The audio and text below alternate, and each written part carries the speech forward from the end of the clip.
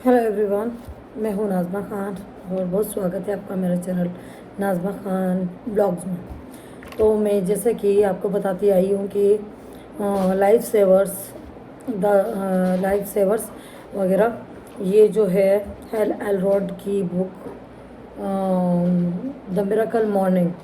तो the miracle morning से मैंने कुछ सीखा है और इससे पहले भी मैं ये करती आई हूँ, बट इनको मैं ज़ोर देती हूँ हर दिन करने का कि आपको हर दिन रीड करना चाहिए, हर दिन राइटिंग करना चाहिए, आपको हर दिन एक्सरसाइज करना चाहिए, आपको हर दिन साइलेंस में कुछ वक्त गुजारना चाहिए, कि आपको हर दिन ग्रेटिट्यूड करना चाहिए, आपको मैनिफेस्ट यानी क्या बोलते हैं, आपको अफर्मेशंस करना चाहिए, है ना। ये सब मैं हमेशा आपसे बोलती आई हूँ।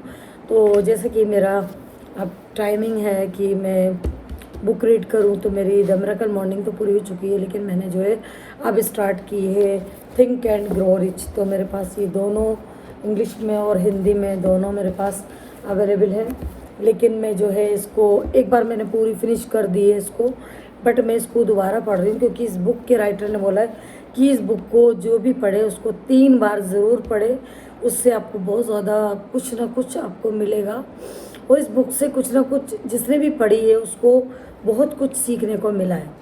तो शुरू करती हूँ, मैं आपको इस बुक के बारे में बताऊँगी, रिव्यू दे रही हूँ मैं इस बुक का आपको थोड़ा, तो मैं आगे से बता दूँगी कि थॉमस एडिसन के साथ साझेदारी में सोच। तो जो इसमें सोच की शक्ति का बताया गया पहले परिचय में, स्टार्टिंग में जो इसका परिचय दिया गया है इसका, उसमें उन्होंने लेखक ने अपने सोच की शक्ति के बारे में बताया गया कि आपकी सारी शक्ति सोच में है, आप जैसा सोचते हैं वैसा ही आप करते हैं। और वो मैं हमेशा से बोलती आई हूँ आप लोगों से, क्योंकि मैंने बुक पहले पढ़ी हुई है। तो जिन जिन लाइनों पे मैंने अंडरलाइन की हुई है वो मैं आपको एक बार पढ़ के बता दूँगी। 30 साल से थोड़ा अधिक वर्ष पहले एडविन सी बर्ज ने खोजा कि ये कितना सच है कि आदमी सचमुच सोचता है और अमीर बन जाता है। उनकी खोज एक ही बार में नहीं आई थी, ये महान एडिसन का व्यापार सहयोगी बनने की एक तीव्र इच्छा के साथ धीरे धीरे आई थी। तो मैं सिर्फ वही लाइनें बताऊंगी आप लोगों को जो कि मैंने अंडरलाइन की हुई है।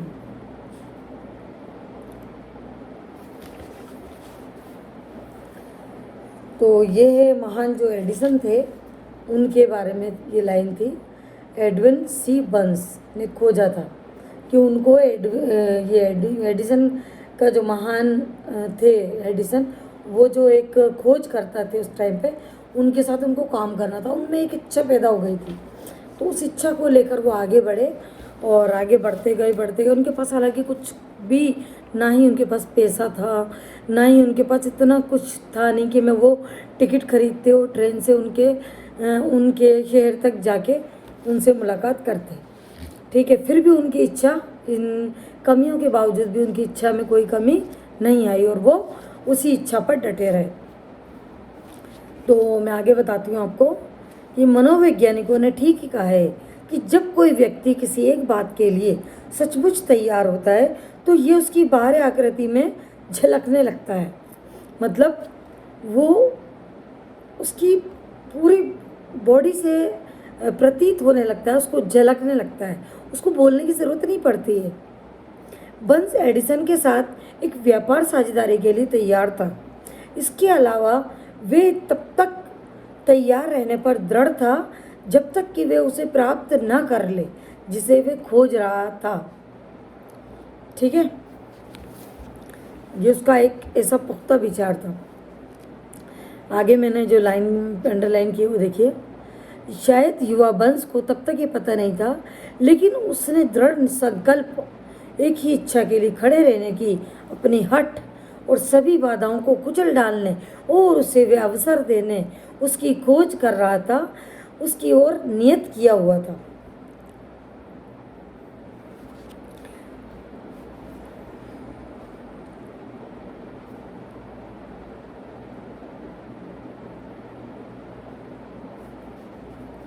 व्यापार गठबंधन 30 से अधिक वर्षों से चल रहा है। इसके जरिए बर्न्स ने खुद को अमीर बनाया, बल्कि उनसे कुछ अनंत रूप से अधिक किया। उन कुछ अनंत रूप से अधिक किया है। उसने साबित कर दिया कि आप सचमुच सोचकर अमीर बन सकते हैं। बंस ने खुद को पूरी तरह से महान एडिसन के साथ एक साझेदारी में समझा। उसने खुद को एक अच्छे भाग्य में समझा। उसके पास आरंभ करने के लिए कुछ नहीं था सिवाय ये जानने की क्षमता के कि वे क्या चाहता है, और इच्छा के साथ तब तक खड़े रहने के दृढ़ संकल्प के जब तक कि ये वास्तविकता में ना बदल जाए, तब तक वो अपनी इच्छा के साथ दृढ़ता के साथ खड़ा रहा। उसके पास शुरू करने के लिए पैसा नहीं था। उसके पास शिक्षा थी, लेकिन बहुत कम। सबसे बड़ी बात उसके पास क्या थी? एक इच्छा। वे कोई प्रभावशाली शक्ति नहीं था, लेकिन उसके पास पहल, विश्वास और जीतने की इच्छा थी। इन अमूर्त शक्तियों के साथ उसने खुद को आज तक के महानतम आविष्कारक के साथ नंबर 1 व्यक्ति बनाया। अब बताइए, ना उसके पास पैसा था, ना उसके पास तालीम थी, कुछ भी तो नहीं था उसके पास सिवाय एक विचार, और विचार भी ऐसा कि दृढ़, मतलब वो उस विचार के साथ अडिग रहा, उस विचार के साथ आगे बढ़ता रहा। उसको विश्वास था कि वो एक दिन ज़रूर जीतेगा। तो ये इच्छा उसको जीतने के लिए प्रेरित करती रही। उसने उस इच्छा को कभी हिलने नहीं दिया। अब एक कहानी आती है, लेखक एक कहानी बताते हैं छोटी सी, कि सोने से 3 फुट पहले। तो मैं बताती हूँ कि आपको कि हर व्यक्ति कभी ना कभी इस गलती का दोषी होता है। तो ये लेखक हमें ये कहानी से भी कुछ समझा रहे हैं। हम सोच रहे हैं कि क्यों समझा रहे हैं हमको, लेकिन ये हमको काम आने वाली चीज़ है। तो सोने से 3 फुट पहले आर्यू डार्बी के एक अंकल गोल्ड रश के दिनों में स्वर्ण बुखार से ग्रस्त हो गए थे और खुदाई करके अमीर बनने पश्चिम चले गए थे। उन्होंने कभी सुना था कि पृथ्वी से निकाले गए आज तक के सोने की तुलना में अधिक सोना आदमियों के दिमाग से खनन किया गया है। उन्होंने दावा किया और कुदाली पावड़े से काम करने चले गए। जाना बहुत कठिन था, लेकिन सोने की उनकी लालसा एक निश्चित थी। ये फिर दूसरी कहानी है कि उनके विचार आया, और जो लालसा थी उनकी सोने को पाने की, उतनी निश्चित थी कि उसको कोई हिला नहीं सकता था। सप्ताहों के श्रम के बाद वो चमकने वाले अस की खोज में पुरस्कृत हुए, और मतलब उन्हें मशीनरी की भी ज़रूरत पड़ी, तो उन्होंने चुपचाप खदान को ढक दिया और फिर वो मशीनरी के लिए वापस घर की ओर चल दिए। और रिश्तेदारों और कुछ पड़ोसियों को उस खोज के बारे में बताते हैं फिर वो, और उनसे पैसा इकट्ठा करते हैं, और फिर वो मशीनरी खरीदते हैं और उनको वापस वहाँ भेज देते हैं जहाँ पर वो खुदाई कर रहे थे। तो अंकल और डार्बी खदान का काम करने वापस चले गए। अयस की पहली कार का खनन किया गया। उन्होंने बहुत खुदाई की। तो उनके पास कोलोराडो जो कि आपने एक वो पिक्चर देखी है ना, उसमें आया है उसका नाम कोलोराडो का, कि सबसे समृद्ध खानों में से एक थी अयस्क की, यानी लोहे की, और कुछ कार्य कर्ज को निपटा देती। तब एक बड़ा लाभ आता। खुदाई गहरी, मतलब उन्होंने डार्बी ने और उनके अंकल ने इतनी खुदाई की उन मशीनों से कि बहुत खुदाई की, तो वो अंत तक पहुंच गए। लेकिन इतनी ज़्यादा खुदाई कर ली उन्होंने बेतहाशा कि उनको कोई फ़ायदा दिखाई देता नज़र नहीं आया। और फिर अंत में वो उम्मीदें उनकी टूटती नज़र आ गई कि यार कुछ भी नहीं मिलेगा, हासिल कुछ भी नहीं है, इतना सब कुछ खुदाई करने के बाद भी हमें कुछ हासिल नहीं होगा। तो फिर वो अंत में उन्होंने क्या फैसला किया दोनों ने कि इनको मशीनरी को जो उन्होंने खरीदा था, तो कुछ $100 में एक कबाड़ी को बेच दी और वापस घर के लिए ट्रेन पकड़ ली। अब कुछ कबाड़ी तो होते हैं बेवकूफ़, लेकिन वो जिस कबाड़ी को इन्होंने मशीनरी बेची थी वो इतना बेवकूफ़ नहीं था। तो उसने क्या किया, उस कबाड़ी ने कि एक इंजीनियर को बुलाया। अब एक इंजीनियर को बुलाकर उसको पूरी खान दिखाई कि ऐसा ऐसा ये लोग कर रहे थे और ऐसे ऐसे सोने की कुछ तलाश में थे, कुछ खोज रहे थे, इनको मिला नहीं, तो ये मशीनरी मुझे भेज गए। तो आप देखकर बताओ इंजीनियर साहब कि इसमें कुछ है या नहीं, कि मशीनें वापस ले जाना ही सही है। तो अब क्या है कि इंजीनियर साहब ने उसका पूरा ब्यौरा लिया खान का।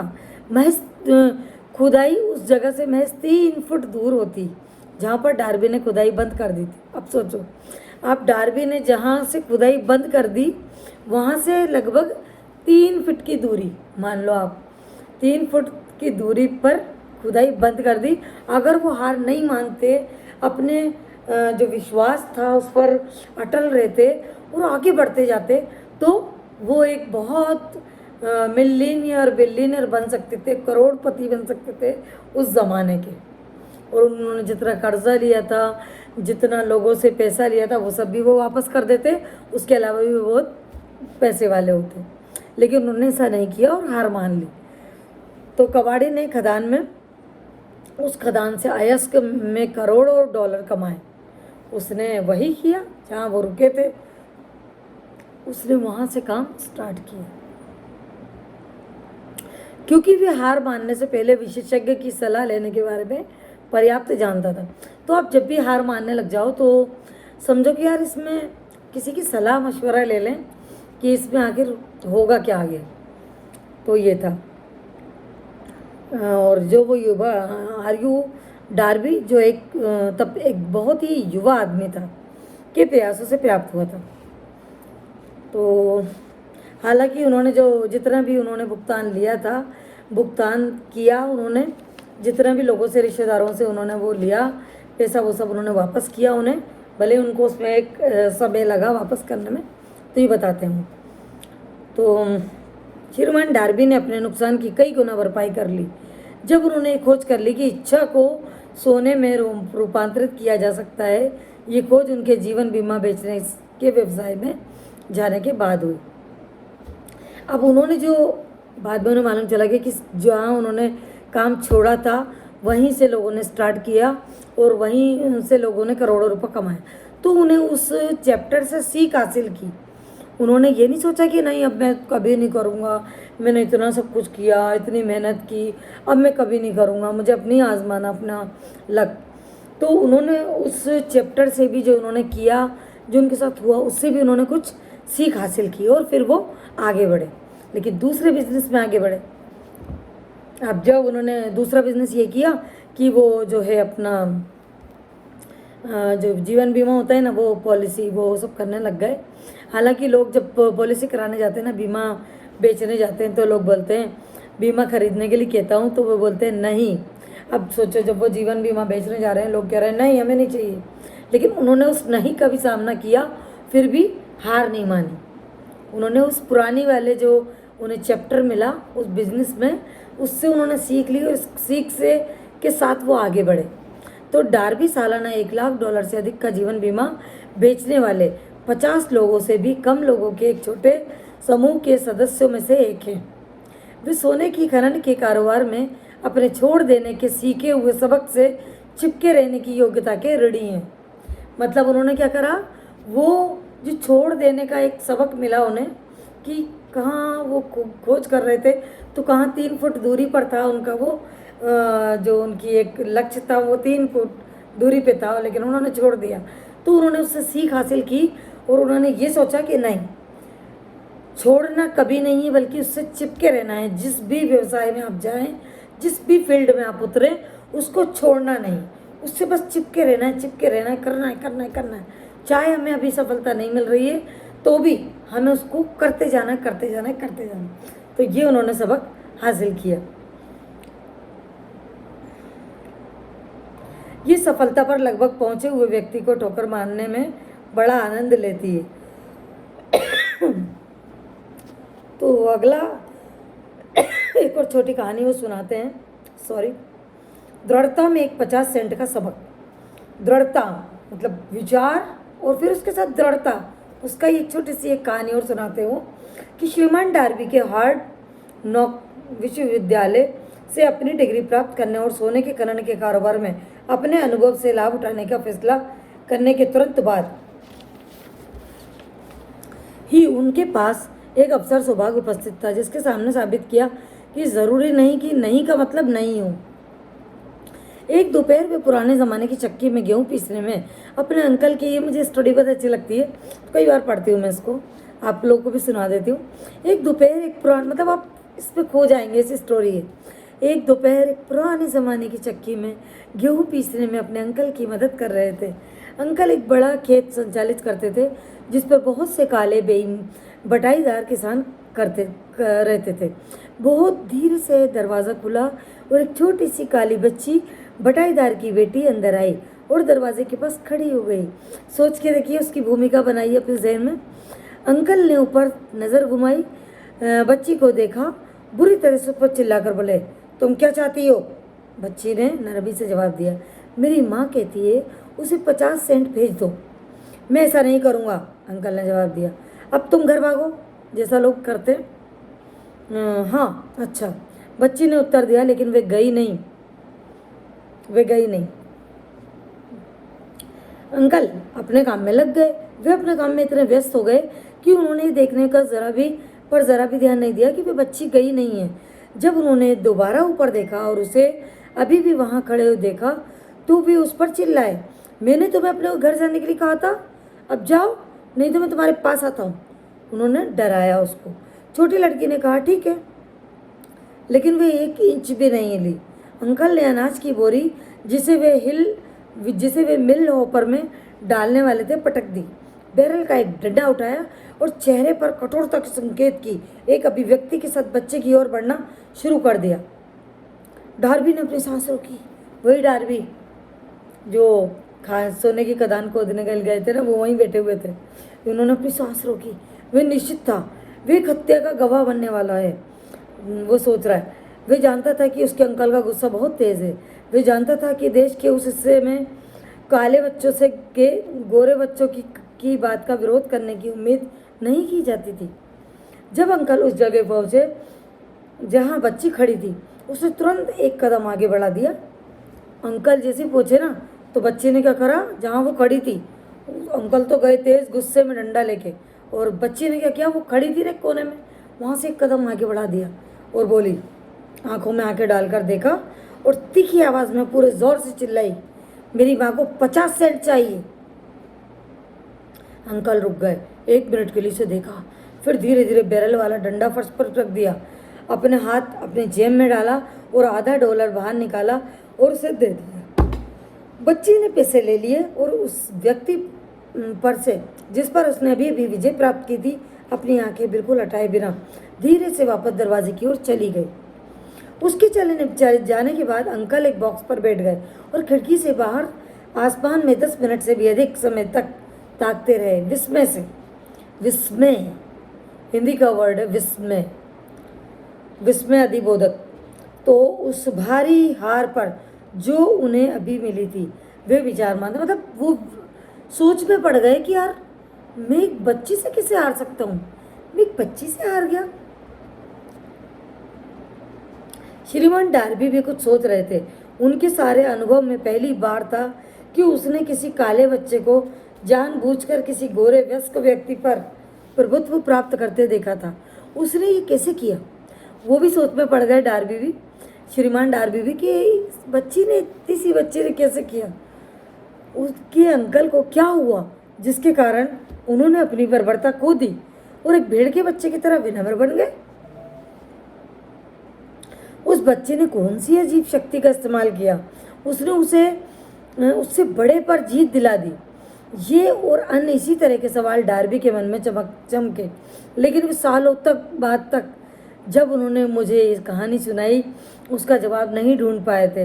हैरत की बात है, इस असामान्य अनुभव की कहानी लेखक को उसी पुरानी मिल में सुनाई गई। बताइए, जो वो कहानी गुजरी थी जिस मिल में, उसी मिल में लेखक को ये कहानी सुनाई गई, ठीक उसी जगह जहाँ अंकल को उनकी भारी हार मिली थी। ये भी हैरत की बात है, मैंने 1 सदी का लगभग 1/4 भाग उस शक्ति के अध्ययन में समर्पित किया था जिसने एक अज्ञानी अनपढ़ काले बच्चे को एक बुद्धिमान आदमी से जीतने में सक्षम बना दिया था। जैसा कि हम वहाँ पुरानी मिल में खड़े थे, श्रीमान डार्बी ने असामान्य विजय की कहानी दोहराई और ये पूछते हुए समाप्त किया, आप इसके बारे में क्या कर सकते हैं? कौन सी अजनबी शक्ति उस बच्ची ने उपयोग की जिसने मेरे अंकल को पूरी तरह से हरा दिया? तो वो पूछ रहे हैं डार्बी अपने राइटर से। उनके सवाल का जवाब इस पुस्तक में वर्णित सिद्धांतों में मिल जाएगा।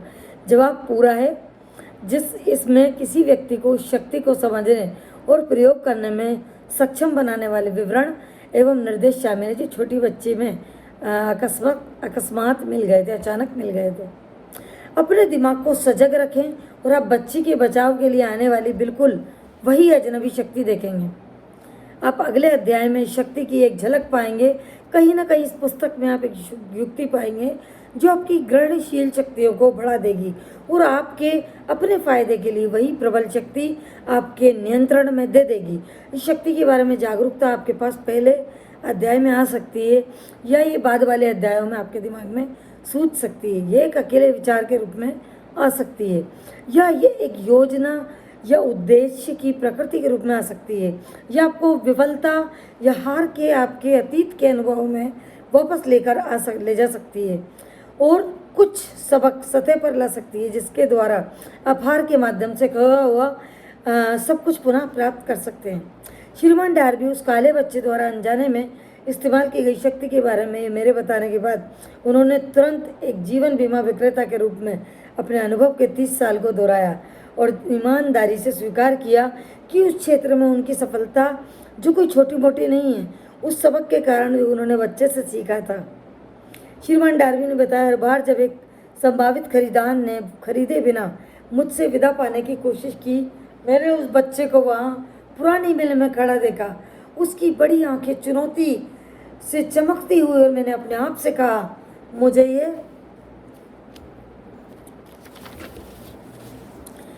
ये बिक्री करनी है। मेरी की हुई सारी बिक्री का बेहतर भाग लोगों के ना कहने के बाद ही हुआ था।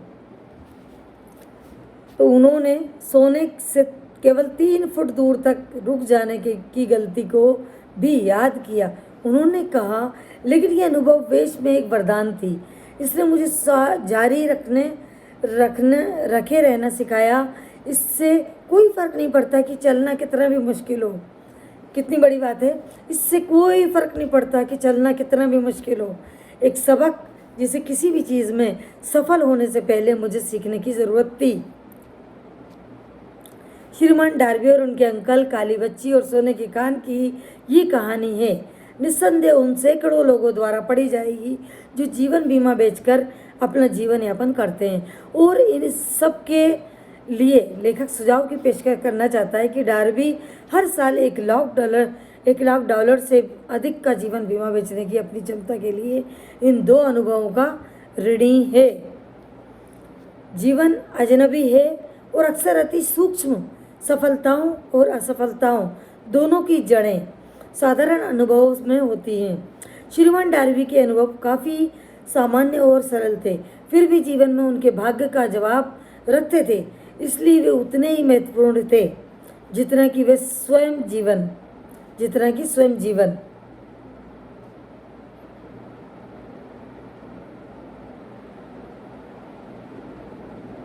हार को अवसर की सीढ़ियों में परिवर्तन करने की कला। हार को अवसर की सीढ़ियों में परिवर्तन करने की कला वे कहाँ और कैसे सीखने वाला है। ये सब तो जो भी लाइन आपको अच्छी लगे किसी भी बुक की, उसको अंडरलाइन ज़रूर करें ताकि आपको जब इसको दोबारा पढ़ें तो आपको वो लाइन आपके जहन में वापस याद आ जाए। तो इसी कहानी को लेकर मैं आज अपने जब मैंने इसको कहानी को पहले 2022 में इस कहानी को पढ़ा, इस बुक को पढ़ा, तो मैंने भी इस बुक को कम से कम भी आधा पढ़ा होगा। ये देखिए मेरे निशानात लग रहे हैं। मैं अगर आपको लगे कि मैं झूठ बोल रही हूँ, मेरे ये निशानात बताएंगे कि मैंने इस बुक को पढ़ा है और कहाँ तक पढ़ा है, ये मेरे निशान बता देंगे। ये ठीक मैंने 134 पेजेस इसके पढ़े हैं, शायद इसके आगे का नहीं पढ़ा। 134 पेजेस मैंने इसके पढ़े हैं, 134। इसके बाद का मैंने नहीं पढ़ा क्योंकि उसके बाद जो मेरे को ज्ञान मिला, उसके बाद जो मेरे मन में एक विचार आया और मैंने उस पर वर्क किया, तो इसे पढ़ने के बाद मैं अपनी एक कहानी आपसे शेयर करना चाहूँगी कि ये बुक हर बुक के साथ एक अपनी खुद की कहानी जुड़ी होती है। तो मैं अपनी कहानी ज़रूर शेयर करना चाहूँगी, जैसे कि श्रीमान डार्बी ने अपनी कहानी बताई और उन्होंने अपने जो उनको मिले उससे सीख सब बताया सबक। तो जैसे ही ये बुक मैंने आधी पढ़ी उससे पढ़ने के पहले जो मेरी एक मनोस्थिति थी वो बहुत टेंशन वाली थी। मैं बहुत डिप्रेशन की शिकार थी।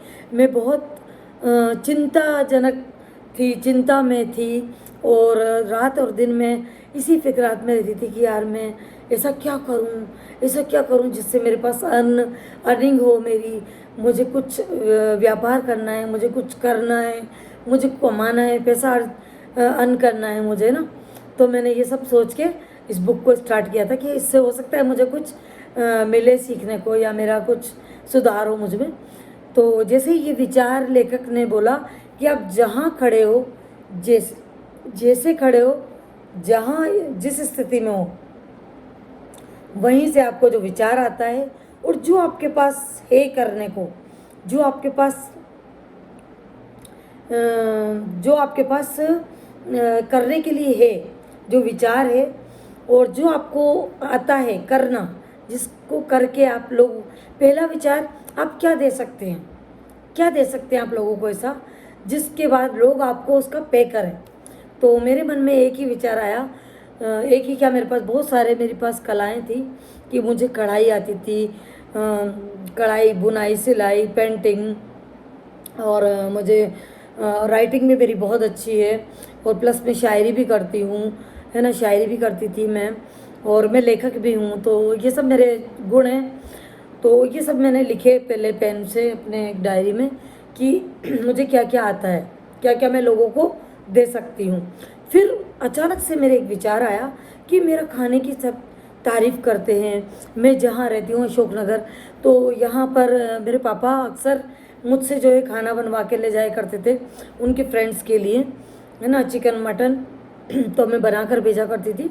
और जब मैं कोई उसका कभी कभी मैंने पे उसका पैसा नहीं लिया, फ्री ऑफ कॉस्ट मैंने पापा की खुशी के लिए, उनके दोस्तों के लिए बनाया। वो लोग बहुत तारीफ़ किया करते थे। और मैं जानती थी कि मैं जिस जगह पर अभी रहती हूँ अशोकनगर, वहाँ पर कोई ऐसा रेस्टोरेंट नहीं है जहाँ पर आपको खाने का बहुत अच्छा सा टेस्ट मिले, वो भी नॉन वेज। तो नॉन वेज के लिए अक्सर लोग परेशान होते थे। तो मेरे दिमाग में अचानक से ये विचार आया कि बंदी तुझे स्टार्ट करना चाहिए और तुझे इसी को लेके आगे बढ़ना चाहिए। अब फिर ये विचार तो जब मेरे पास आ गया, फिर उसके बाद एक चीज़ आया कि तेरे पास ना तो बर्तन है, तेरे पास किचन भी छोटा है, तेरे पास कुछ भी नहीं है, अभी पैकेजिंग का कोई सामान नहीं है, तेरे पास कोई हेल्प करने वाला नहीं है। और उन दिनों में ना मैं रातों को सोती थी, ना मैं दिन में सोती थी।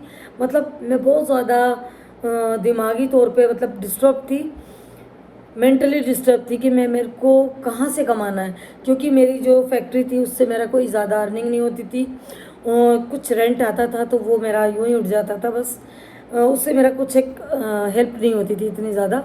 और चूँकि मेरे 4 बच्चे भी थे तो मैं बहुत ज़्यादा टेंशन में थी कि यार मुझे कुछ इन बच्चों के लिए तो करना ही है और कुछ अपने लिए भी करना है, मेरे सपनों को पूरा करना है। तो ये सब मुझे था। तो मैंने जब लेखक का अगला पन्ना पढ़ा कि आप कोई एक्सक्यूज़ नहीं देंगे, आज आप अपने विचार पर वर्क करने वाले हैं, आपको आज ही करना है, जो कुछ भी करना है आपको आज करना है, कल कुछ नहीं, कल के लिए कुछ नहीं छोड़ना। तो मैंने मेरी बेटी को हुक्म दिया, बोला, मैंने कहा बेटा तुम इंस्टाग्राम पर पेज बनाओ और नाम सोचे सजेस्ट करो मुझे कि मैं किस नाम से अपना जो है क्लाउड किचन स्टार्ट करूं। क्लाउड किचन एक ऐसी बिजनेस है जिसमें आपका कुछ लगता नहीं है। आप अपने घर पे जो आप खाना बनाते हो डेली में, आपके पास हल्दी, नमक, मिर्च, मसाले, तेल सब रहता ही है, आपको कुछ एक्स्ट्रा लाने की ज़रूरत नहीं होती। बस आपको हाँ पैकेजिंग का थोड़ा बहुत सामान ले आए आप। तो मैंने उसी से स्टार्ट करने का सोचा। और चूँकि मैं महारत हासिल थी मुझे इस खाना बनाने के व्यवसाय में, मैं थैंक यू करती हूँ ऊपर वाले का, अल्लाह का, कि मुझे मेरे हाथ में टेस्ट है। मैं जो भी बनाती हूँ सबको पसंद आता है और बहुत अच्छे तारीफ़ें मिलती हैं मुझे। तो मैंने कहा क्यों ना आज से मैं बिरयानी स्टार्ट करती हूँ। तो मैंने बच्ची को बोला आज मैं बिरयानी बनाऊँगी और संडे है आज, तो तुम अपना इंस्टाग्राम पेज पे ऊपर स्टोरी लगाओ और संडे को बोलो बिरयानी बनी है, ठीक है। तो मैंने मेरी किसी ने हेल्प नहीं की घर में, सिर्फ मेरी एक बेटी जो सानिया है वो उसने हेल्प की मेरी। उसी ने मेरा पेज बनाया, उसी ने मेरी इंस्टाग्राम आईडी को जो है अपना हैंडल किया उसी ने पोस्ट बना बना के डाली और उसी ने सब कुछ किया। और मेरा प्रोत्साहित मुझे वही करने वाली थी घर में, और वही मेरा साथ देने वाली थी मेरी बेटी, मेरे विचारों के साथ अपने विचार मिलाने वाली। तो मैंने कहा ठीक है बेटा मैं बनाती हूँ बिरयानी। तो मैंने लहसुन छीले पूरे हाथों से, और किसी ने मेरी मदद नहीं की। मैंने इतने प्याज काटे और फटाफट से मैं बिरयानी रेडी करने चली गई। तो मैंने 1 किलो की बिरयानी पहले दिन बनाई, और उस 1 किलो की बिरयानी में से मैं सोच रही थी आज अगर मेरे पास 2 विचार थे कि एक तो पक्का विचार ये था मेरे पास ऑर्डर आएगा, मुझे यकीन था कि मेरे पास ऑर्डर आएगा। लेकिन दूसरा विचार क्या था ना, एक पॉजिटिव विचार के साथ ही एक नेगेटिव विचार भी आपका आता है। तो ये था कि अगर बाई चांस मेरे पास ऑर्डर नहीं आता है तो मेरे घर वाले मुझी पर हंसने के लिए बैठे हुए हैं, जो कि मेरे हस्बैंड थे उनमें सबसे पहले, फिर 2 बच्चे, 2 जो बच्चे मेरे साथ साथ नहीं थे वो मेरे बच्चे मेरी हंसी उड़ाने के लिए बैठे हुए थे। तो भाई मैंने जितने लोगों से बोला, घर में मेरा एक भाई रहता था, कज़न ब्रदर, मैंने उससे बोला, मैंने कहा मैं ऐसे दस्तरखान स्टार्ट करने जा रही हूँ और मैं उसका नाम है दस्तरखान, कि नहीं कौन लेगा ये वो। तो कभी भी आप अपना बिजनेस का किसी को आइडियाज़ मत दे, किसी से पूछे मत कि हम ऐसा कर रहे हैं या करने वाले हैं, तो उसका रिव्यू मत लीजिए। आपको जो करना है आप करिए, आप किसी को मत बताइए, क्योंकि बहुत सारे नेगेटिव पर्सन होते हैं आपकी लाइफ में, फ्रेंड्स होते हैं, रिश्तेदार होते हैं, उनको आप बता देंगे तो वो अपना नेगेटिव रिव्यू आपको पहले ही दे देंगे, अपना नेगेटिव थॉट आप तक पहुंचा देंगे। तो आप उन लोगों से सबसे पहले तो दूरी बनाएं, जो लोग आपको नेगेटिव थॉट्स प्रोवाइड कराते हैं। आप उनसे मत पूछिए, आपको जो करना है आप करिए और आगे बढ़िए जीवन में। तो मुझे कोई फ़र्क नहीं पड़ा किसी के नेगेटिव थॉट का। किसी ने मुझे, पहली बात तो जब मैं इस बिज़नेस में आई तो मैंने सोच लिया था कि यार मुझे लोगों से नहीं डरना कि मैं इतने पैसे वाली हूँ या मैं इतनी रिच फैमिली से हूँ, बिलोंग करती हूँ, तो मैं क्यों करूँगी ये बिज़नेस, मैं क्यों इस बिज़नेस में जाऊँगी। भाई मुझे करना है, मुझे सेल्फ डिपेंड बनना है, मुझे अपने लिए कुछ करना है, मुझे आगे बढ़ना है। तो मैंने स्टार्ट किया। तो आप यकीन मानिए, मेरा सुबह मैंने 1 बजे तक मैंने बिरयानी कंप्लीट कर ली थी, 1-2 बजे तक। उसके बाद मतलब 3 बजे से मेरे ऑर्डर शुरू हुए आना। तो पहला ऑर्डर था मेरा बिरयानी का अशोकनगर से, जिसने 4 पैकेट बिरयानी ऑर्डर की, और वो बंदे को मैं कभी नहीं भूल पाऊँगी, क्योंकि उसके 500 रुपीज़ मेरे लिए बहुत अहमियत रखता था। वो 500 का नोट, मतलब बहुत अहमियत रखता था वो 500 का नोट। लेकिन मुझे इतना अफसोस है जीवन में कि मैं वो 500 का नोट को संभाल कर नहीं रख पाई, क्योंकि उस टाइम पे मैं थोड़ा फाइनेंशियली कंडीशन इतनी अच्छी नहीं थी, और मुझे उन्हीं पैसों को आगे लेकर चलना था, उन्हीं से ही अपना बिज़नेस को आगे बढ़ाना था। तो मैंने वो 500 का नोट बिल्कुल भी नहीं रखा। लेकिन वो 500 का नोट मेरे यहाँ है, क्योंकि वो मेरा पहले ऑर्डर के पैसे थे। तो आज भी मैं उन पलों को याद करके मतलब इतनी खुशी होती है कि जिसने पहली बार हम पे विश्वास किया, कस्टमर ने किसी हमसे ऑर्डर दिया है ना, हमारा टेस्ट किया, और हम बाकायदा बहुत अच्छी पैकेजिंग करके देते थे हम लोग, उसके साथ एक कार्ड देते थे, रिव्यू लेते थे लोगों का, आप अपना बताइए, फीडबैक लेते थे लोगों का, हमारी बिरयानी कैसी लगी आपको, हमारे यहाँ का खाना कैसे लगा। तो बहुत अच्छे अच्छे रिव्यूज़ मुझे मिले। और देखिए, हर पॉजिटिव भी आते हैं, निगेटिव भी आते हैं, तो मैं कभी घबराई नहीं। लेकिन हाँ, मैं इस फील्ड में नई थी, तो जब कोई लोग जान करके कुछ बुराई निकालना चाहते हैं, जान करके आपका बिगाड़ करवाना चाहते हैं ना, कुछ लोग अच्छा कर रहे हो, आप बहुत अच्छे कर रहे हो, उसमें भी आपको बुराई रिव्यू में दे रहे हैं, वो फीडबैक कर, तो उनसे घबराना नहीं है, उसको और अच्छा करके बताना है। उस बुराई को भी आप पॉजिटिव वे में लीजिए। मैं इसी तरह आगे बढ़ी, और मैंने हमेशा कस्टमर से बोला कि आज भी बच्चे मेरी नकल उतारते हैं जब याद करते हैं कि हमारी मम्मा बोलती थी कि आज का अगर आपको टेस्ट सही नहीं लगा ना, तो कल मैं आपको दोबारा दूंगी और फ्री में दूंगी। तो बच्चे मेरी आज भी उसको कॉपी करते हैं, और वो भूलते नहीं हैं कि हमारी मम्मा कितनी सीधी थी और कैसी उसके विचार थे। तो भाई जब मैं इस फील्ड में आई, बिजनेस में आई, खाने वाले, तो खाने का मतलब है आप लोगों को उस खाने में अपना प्यार घोल कर दे रहे हो, अपना प्यार डाल कर दे रहे हो। जब आप उस प्यार से बने हुए खाने को प्यार से पैक हुए हुए खाने को आप किसी कस्टमर तक पहुंचाओगे तो वो प्यार उसके दिल में जाएगा। आप समझ सकते हो कितना डीप लाइन है ये, कि वो प्यार से खा रहा है तो उसको वो पॉजिटिविटी उसके अंदर जा रही है। और आप कोई नेगेटिव थॉट्स के साथ बनाओगे, मुझे मजबूरन बनाना पड़ रहा है, मुझे मजबूरन करना पड़ रहा है, मेरे पास पैसे नहीं है, मेरे पास ये नहीं है, सो बातें आप नेगेटिव अपशब्द डाल डाल के बोल बोल कर आप बना रहे हो उस खाने को, फिर गुस्से में पैक कर रहे हो या मतलब। तो आप जितनी नेगेटिव थॉट्स आप यूज़ कर रहे हो पैकेजिंग के टाइम पे, बनाने के टाइम पे, वो सब नेगेटिविटी इकट्ठा होकर कहाँ ट्रांसफ़र हो रही है आपके कस्टमर तक। तो ये हरगिज़ नहीं करना। ये मैंने खुद से सीखा कि आप अपने बिजनेस को प्यार दीजिए, आप अपने बिजनेस से प्यार कीजिए, आप जो कर रहे हो उससे प्यार कीजिए। आप बहुत बड़ा काम कर रहे हैं, आप काम को कभी छोटा मत समझिए। काम अगर एक डायरी व्यवसाय भी है, अगर एक डायरी बेचने का काम भी है, तो उसको भी एक बड़ा काम समझिए। उसके लिए भी मैंने बिजनेस में आने से पहले सीखा कि अपने बिजनेस के लिए नहाओ धो तैयार हो, डेली अपडेट हो, करो अपने आप को। और अपने जैसे मेरे क्लाउड किचन था तो मैं अपने किचन को अपनी एक शॉप मानकर उसमें प्रवेश करती थी कि अब मैं जा रही हूँ अपने एक क्लाउड किचन में। तो बिस्मिल्लाह करके जाना, बनाना, पूरी क्लीनिंग करना, फिर स्टार्ट करना।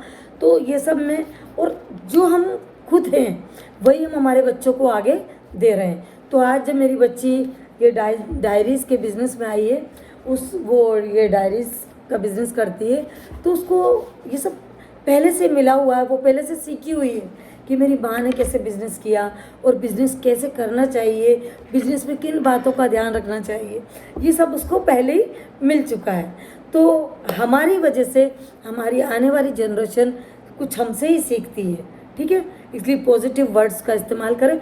और मैं हमेशा बोलती थी कि मैं हार नहीं मानूंगी, मैं कभी हार नहीं मानूंगी, और मैं इसमें आगे जाकर रहूंगी, और मुझे इसमें आगे जाना है, और मैं जो कर रही हूँ मैं बहुत सही कर रही हूँ। तो आप यकीन मानेंगे कि मेरा जो बिज़नेस है बहुत जल्द अशोकनगर में एक पहचान बनाई मैंने, और बहुत लोग मुझे कम से कम भी 250-300 लोग तो मेरे से जुड़े हुए थे। और कुछ लोग तो ऐसे थे, मतलब मैं उन कस्टमर्स को आज इस वीडियो में ज़रूर याद करना चाहूँगी बिना उनके नाम लिए, कि कोई एसडीओ पे थे, कोई एसडीएम थे, मतलब कोई बड़े बड़े ओहदों पर थे, जो बाहर से आया करते थे, है ना, दूर से आया करते थे, और हमारी सिटी में, तब वो हमारी सिटी में आकर हमारे खाने की डिमांड किया करते थे कि नहीं खाना हो तो वैसा। और एक क्या बोलते हैं, आज़ाद पैलेस में जो आते थे वो लोग बोलते थे कि नहीं हमें अंडा करी खाना है, तो हमें नाजमा खान मतलब दस्तरखान की खाना है, आप वहीं से मंगाइए।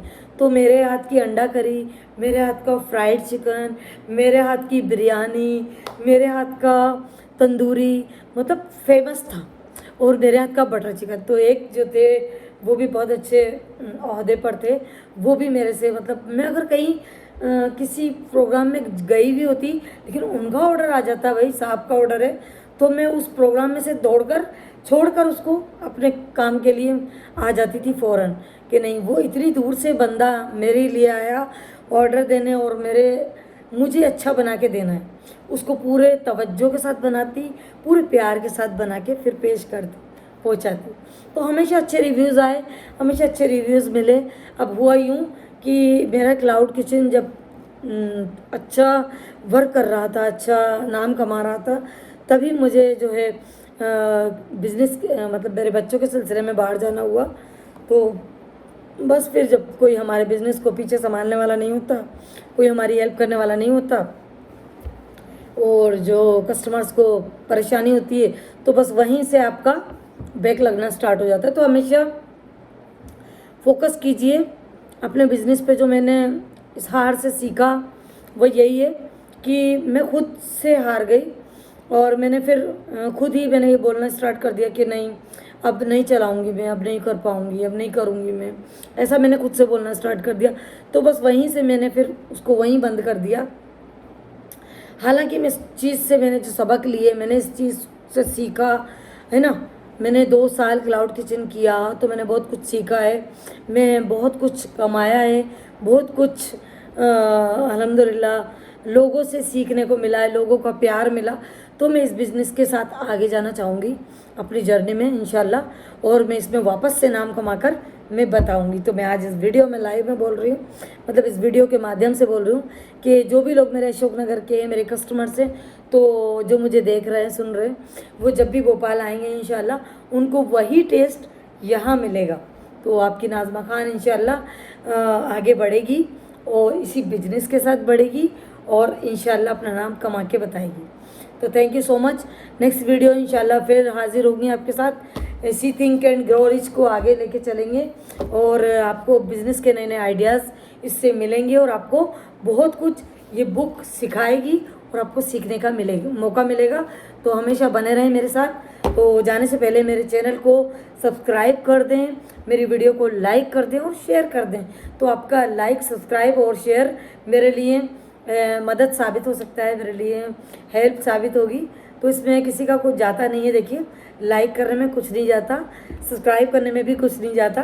तो सब्सक्राइब और लाइक ज़रूर कीजिएगा और शेयर कीजिएगा वीडियो को। Thank you so much. अल्लाह हाफिज़, खुश रहें।